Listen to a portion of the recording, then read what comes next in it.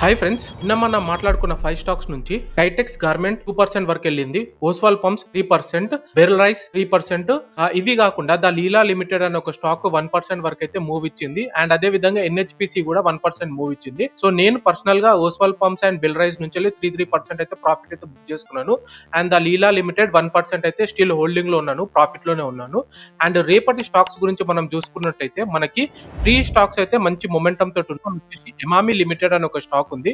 ఇది మంచి bullish candle తోటి అయితే బ్రేక్అవుట్ ఇచ్చేసింది, వాల్యూమ్ కూడా మంచిగా ఉంది. At the same times fundamentally good company. ఈ స్టాక్ మీరు వాచ్ లిస్ట్ యాడ్ చేసుకొని స్టడీ చేయండి. అండ్ సెకండ్ స్టాక్ వచ్చేసి మనకి ఆర్టెక్ లిమిటెడ్ అని ఒక స్టాక్ ఉంది. ఈ స్టాక్ కూడా మనకి బ్రేక్అవుట్ ఇచ్చేసింది with bullish candle and volume కూడా మంచిగా ఉంది. బట్ ఈ రోజు అప్పర్ సర్క్యూట్ అయితే వెళ్ళిపోయింది నేను ఎంట్రీ తీసుకున్న తర్వాత. నేనైతే 30K అయితే ఇన్వెస్ట్ చేసినాను. అండ్ ఇంకొక స్టాక్ వచ్చేసి మనకి రీసెంట్ ఐపీఓ స్టాక్. ఇది కూడా మనకి స్కోడా ట్యూబ్స్ లిమిటెడ్ అనే ఒక స్టాక్ ఉంది. ఇది కూడా మనకి బ్రేక్అవుట్ ఇచ్చేసింది అండ్ వాల్యూమ్ కూడా మంచిగా ఉంది. అండ్ ఈ మధ్య మీరు చూసుకున్నట్లయితే ఐపీఓ స్టాక్స్ అయితే మంచి మొమెంటం తోటి అయితే ఉన్నాయి. ఈ స్టాక్ ను కూడా మీరు వాచ్ లిస్ట్ యాడ్ చేసుకొని స్టడీ చేయండి. అండ్ అలాగే ఇలాంటి బ్రేక్అవుట్ స్టాక్స్ కోసం మీరు ఫాలో అవ్వండి.